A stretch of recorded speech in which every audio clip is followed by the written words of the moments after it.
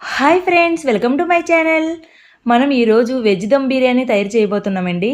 అన్ని వెజిటేబుల్స్ వేసి హెల్దీగా వెజ్ దమ్ బిర్యానీ ఎలా తయారు చేయాలో చూద్దామా మరి వీడియో ఎక్కడ స్కిప్ చేయకుండా చూడండి. ఒక గిన్నె తీసుకొని 2 గ్లాసులు రైస్ వేయండి.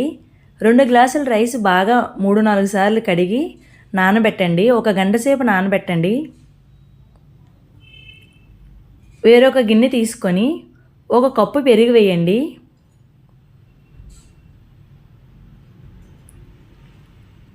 1 టేబుల్ స్పూన్ అల్లం వెల్లుల్లి పేస్ట్ వేయండి. 3 పచ్చిమిరపకాయలు సన్నగా కట్ చేసి వేయండి. 2 టేబుల్ స్పూన్స్ లెమన్ జ్యూస్ వేయండి. నిమ్మరసం వేయండి. 2 స్పూన్లు నిమ్మరసం వేయండి. 2 టేబుల్ స్పూన్స్ ఆయిల్ వేయండి. 2 టేబుల్ స్పూన్స్ నెయ్యి కూడా వేయండి.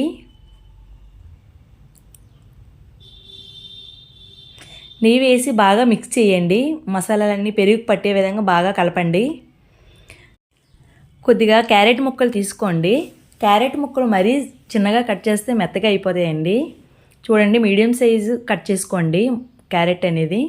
ఈ విధంగా బీన్స్ కూడా కట్ చేసుకోండి. కొద్దిగా పొటాటోస్ కూడా కొద్దిగా తీసుకోండి.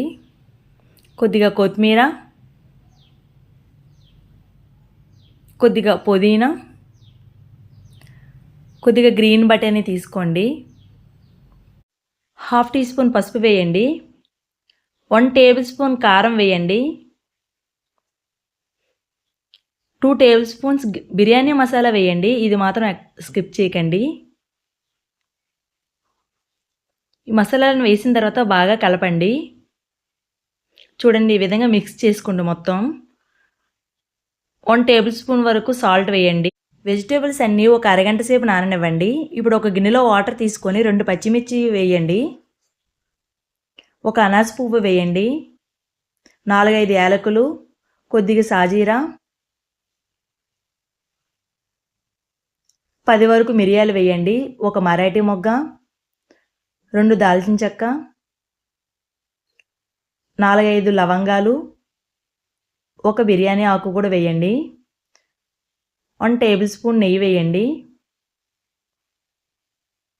కొద్దిగా కొత్తిమీర, 2 టేబుల్ స్పూన్ వరకు నిమ్మరసం వేయండి. 2 స్పూన్స్ సాల్ట్ వేయండి.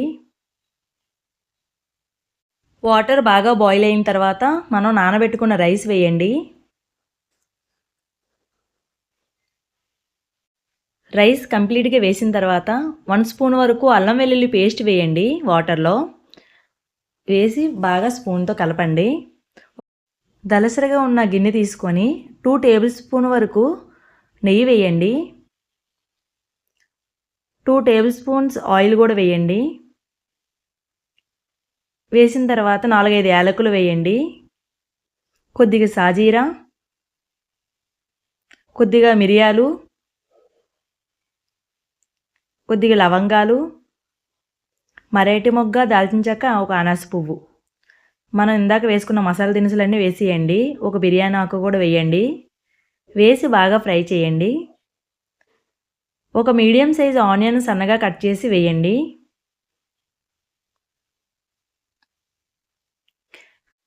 ఆనియన్స్ బ్రౌన్ కలర్ చేంజ్ అయినంత వరకు ఫ్రై చేయండి. ఈ విధంగా ఆనియన్స్ బ్రౌన్ కలర్లో చేంజ్ అవ్వాలండి. అప్పుడు మనం నానబెట్టుకున్న వెజిటేబుల్స్ అన్నీ అందులో వేయండి.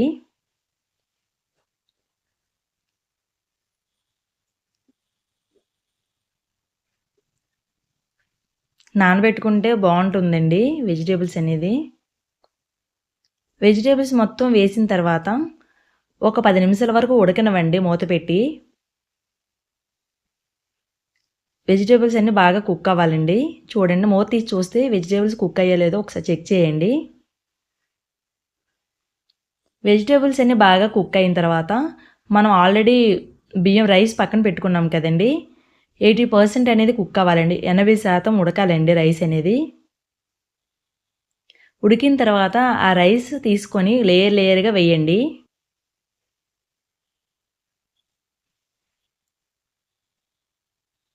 లేయర్గా వేసిన తర్వాత బ్రౌన్ ఆనియన్స్ ఆల్రెడీ మనం ఫ్రై చేసుకుని ఉంచుకోవాలండి. బ్రౌన్ ఆనియన్స్ వేయండి. కొద్దిగా కొత్తిమీర కూడా వేయండి, కొద్దిగా పుదీనా కూడా వేయండి,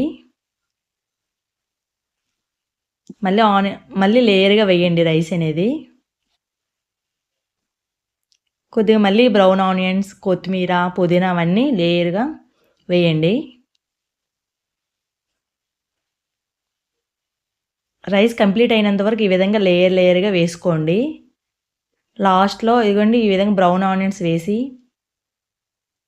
కొద్దిగా కొత్తిమీర, కొద్దిగా పుదీనా వేయండి, కొద్దిగా హాఫ్ స్పూన్ వరకు గరం మసాలా వేయండి.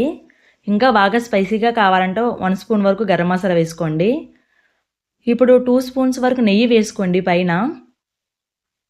టేస్ట్ చాలా బాగుంటుందండి నెయ్యి ఇలా వేయడం వల్ల. చూడండి వీడియోలో చూపించినట్టు చిన్న కప్పుతో వాటర్ వేస్తున్నాను కదండి. ఆల్రెడీ మనం రైస్ వాటర్ ఉన్నాయి కదండి, హాట్ వాటర్, ఆ హాట్ వాటర్ వేస్తున్నానండి. అలాగా 2 టైమ్స్ వేస్తున్నానండి. కరెక్ట్గా సరిపోతుందండి దమ్ముకి. మనం మూత పెట్టి ఒక వాటర్ వేసిన గిన్నెని బరువు పెట్టండి. చూడండి ఈ విధంగా వెయిట్ ఉండాలి, గాలి వెళ్లకుండా ఉండాలండి దమ్ అనేది. లో ఫ్లేమ్లో 20 నిమిషాల పాటు ఉడికించండి. అప్పుడే బాగా దమ్ అవుతుందండి. చూడండి మూత తీసి చూస్తే చాలా బాగా దమ్ అయింది కదండి. ఈ విధంగా కరెక్ట్గా వేస్తే సరిపోతుందండి.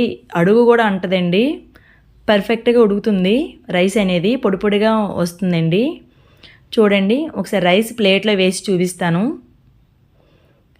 రైస్ మాత్రం చాలా పొడి పొడిగా వస్తుందండి. నేను చెప్పినట్టు మీరు చెయ్యండి, చాలా పొడి పొడిగా వస్తుంది రైస్ అనేది. దమ్ము కరెక్ట్గా పెట్టడం వస్తే చాలా టేస్టీగా ఉంటుందండి. రెస్టారెంట్ స్టైల్లో వస్తుందండి రైస్ అనేది. టేస్ట్ కూడా చాలా బాగుంటుందండి. చూడండి రైస్ అనేది వెజిటేబుల్స్ కూడా ఎక్కడ మాడవండి, చాలా పొడి పొడిగా వస్తుందండి రైస్ అనేది. చూడండి వీడియోలో ఎలా చూపిస్తున్నాను, చేతికి కూడా అంటుకోలేదండి రైస్, చాలా పొడి పొడిగా వస్తుంది. వెజిటేబుల్స్ కూడా బాగా కుక్ అవుతాయండి.